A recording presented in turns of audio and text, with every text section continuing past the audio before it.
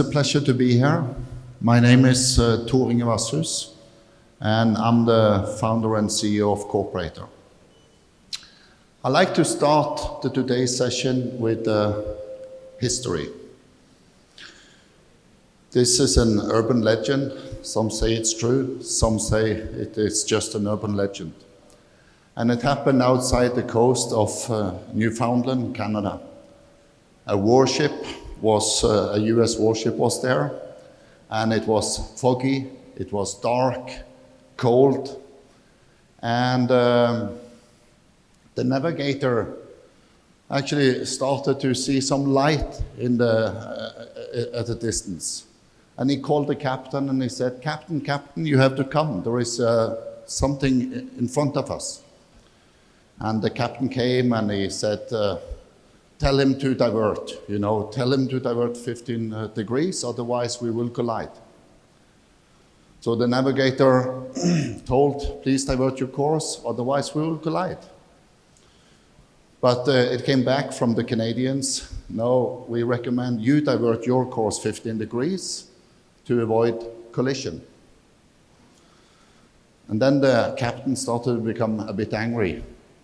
Then he kind of started to threaten and say, this is the captain of the US Navy ship. I say, you have to divert your course.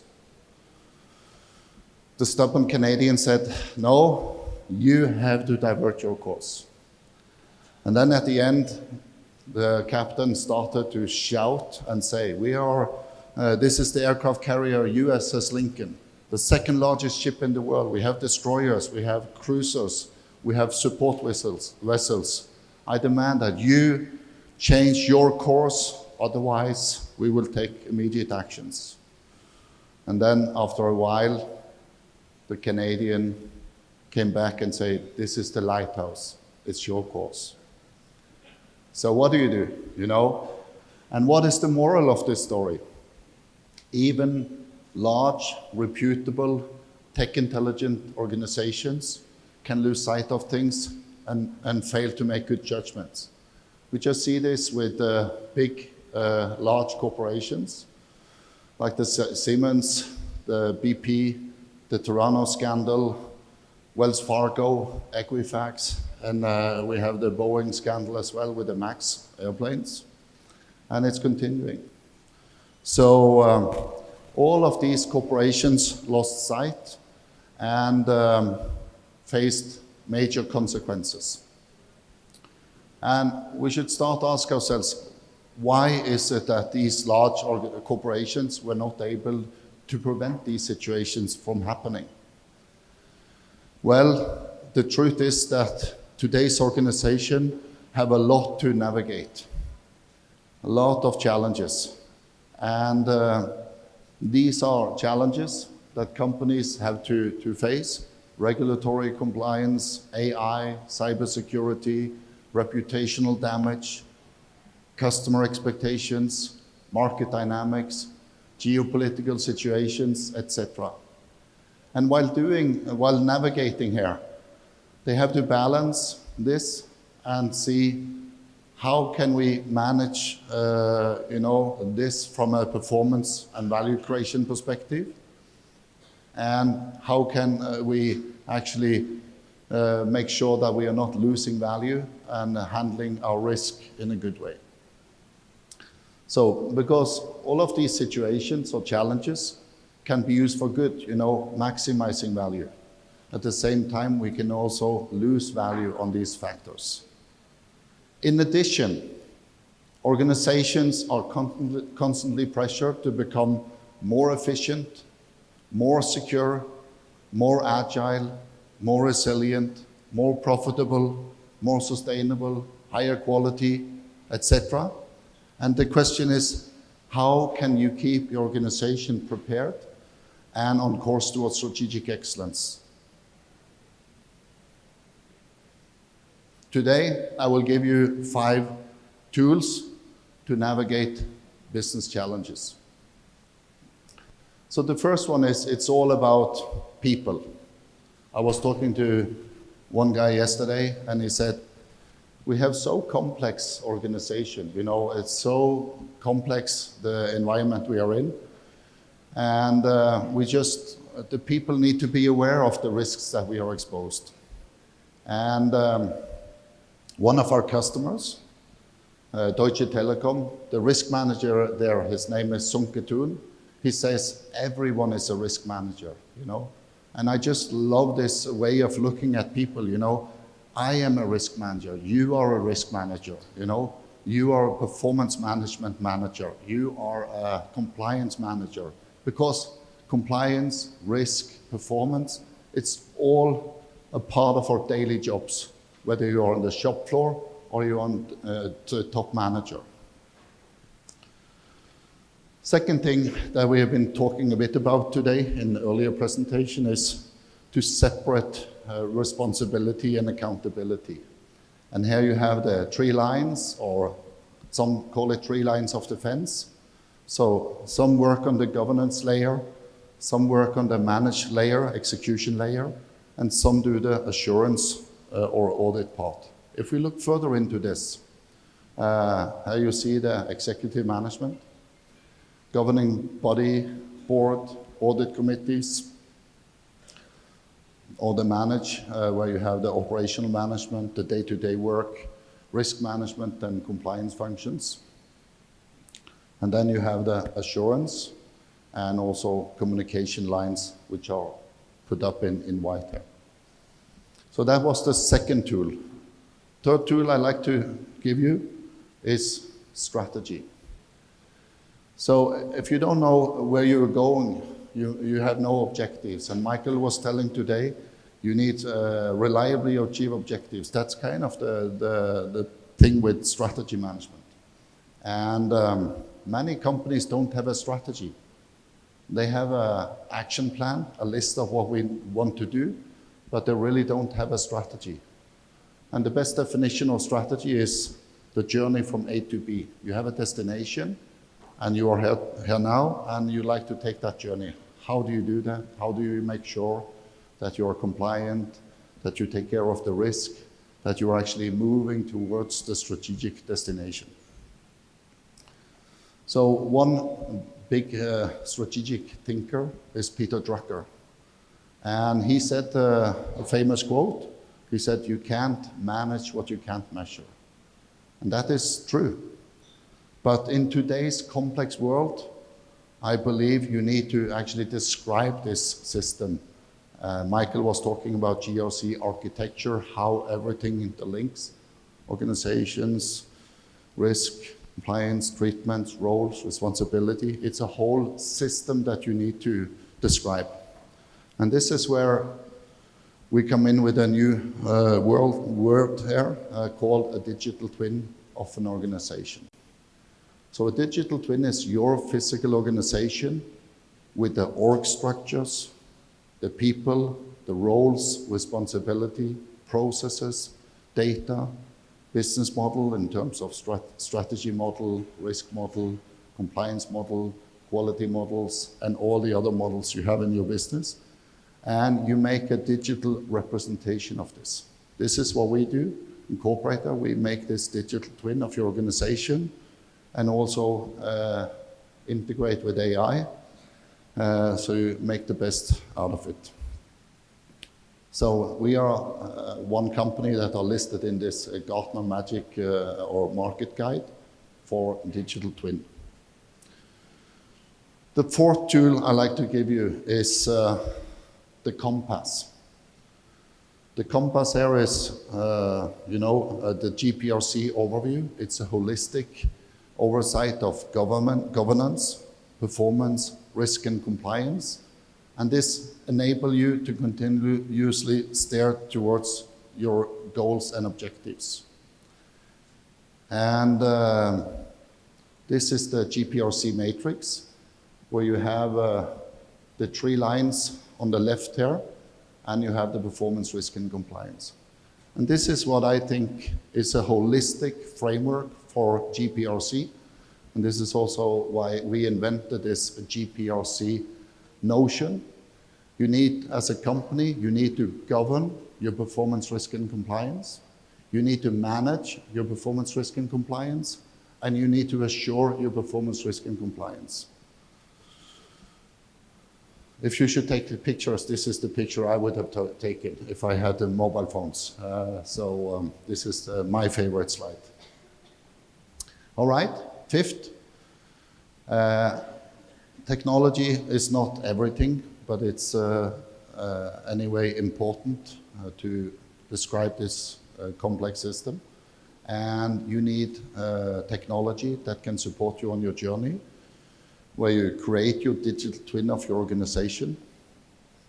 You interconnect people, processes, and data, and align performance with strategy, objectives, mission, vision, and value.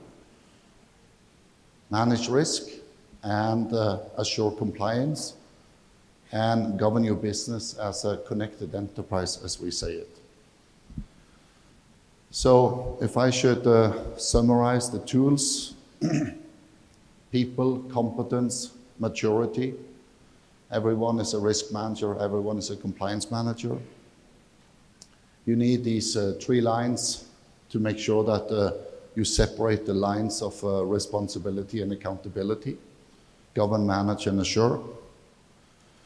You need a strategy, which is the course that you will direct your boat in the direction of the destination.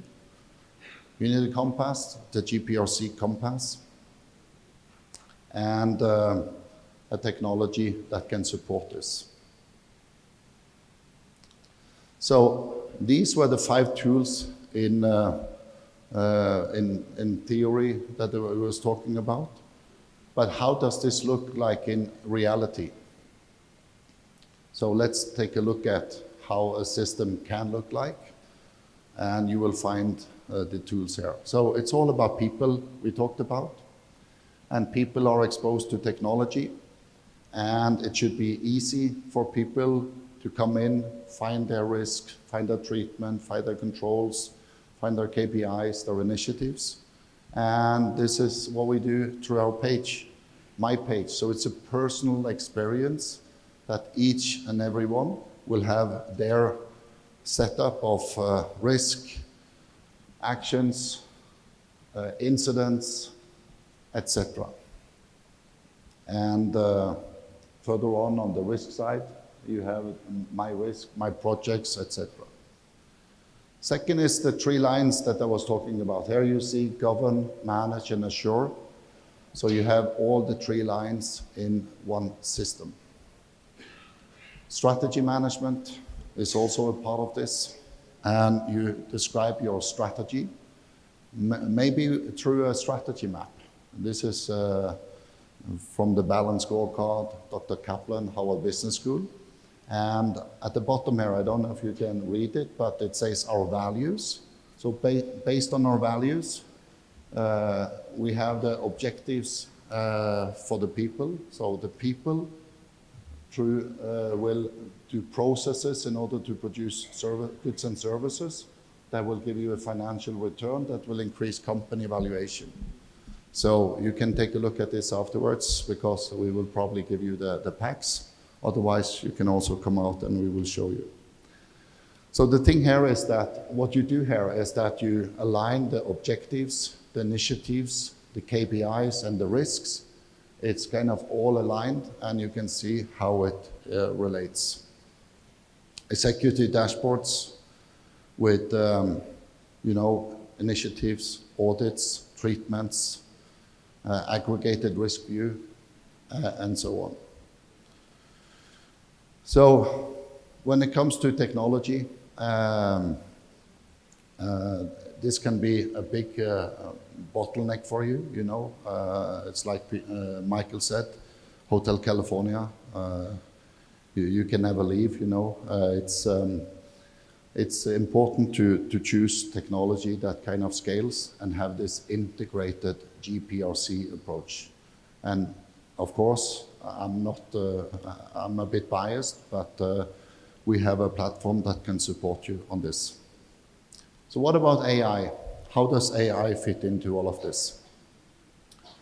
So anyone knows when AI was first used as a term? Any suggestions? When was AI first introduced? 60s? It's actually in the 50s, 1956. You were very close. So these are the founding fathers of AI, 1956. So they went to a summer camp and they thought we can actually, teach the machines to do, decisions and so on.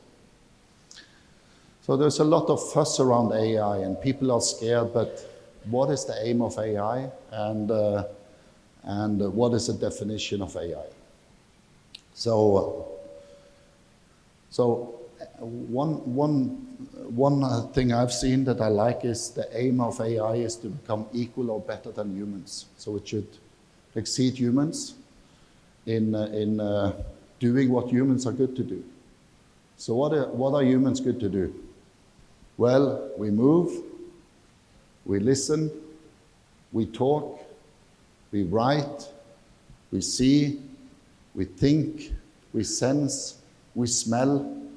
All of this is AI trying to replicate and do better than us, And AI is quite good at this now, So AI is good on moving, it's good on speech recognition, voice assistance, writing things, ChatGPT, facial recognition, etc.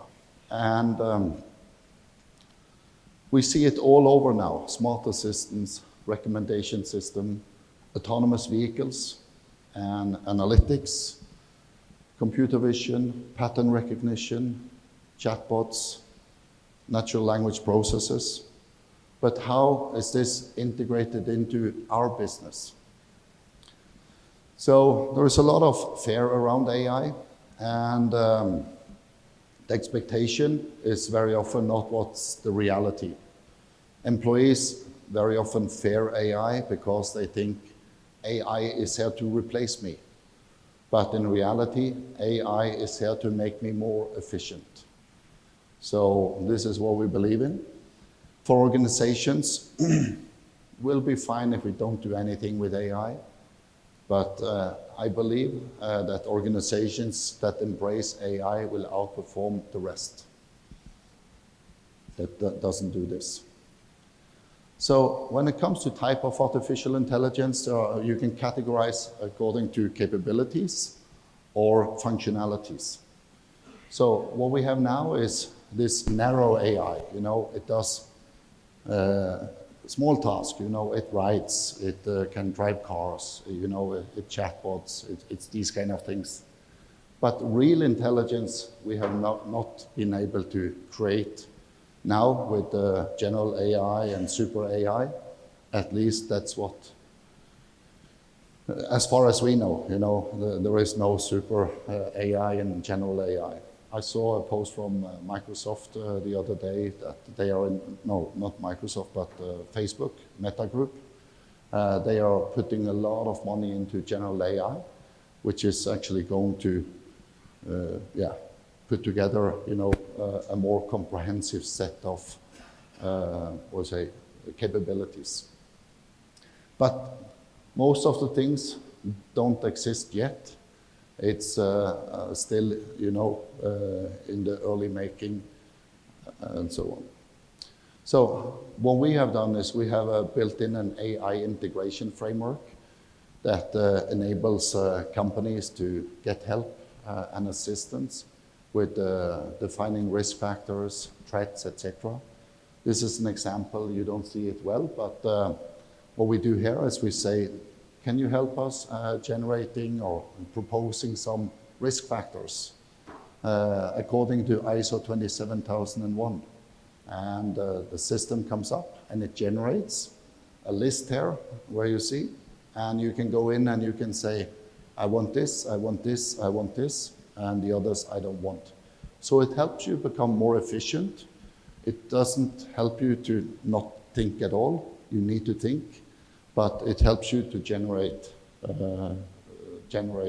content in the model. So I started today with a business fable or an urban legend, and this is a true story I'm going to tell you now. So at the end of last year, my neighbor called me and he said, your boat is actually sunk. It's at the bottom of the sea, and this is what happened with my boat. Well, now I love boats, and I'm the captain of this boat. For me, it was not a big loss. I have good insurance, so I just filed an insurance complaint. But there will always going to be challenges. And we just have to navigate these challenges. And with the right people, the right strategy, with the right GPRC technology, you can keep your boat prepared for the unexpected and on course towards achieving strategic excellence. With the right people, the right strategy, the right GPRC technology, you can keep your organization prepared for the unexpected, on course towards achieving strategic excellence. Thank you.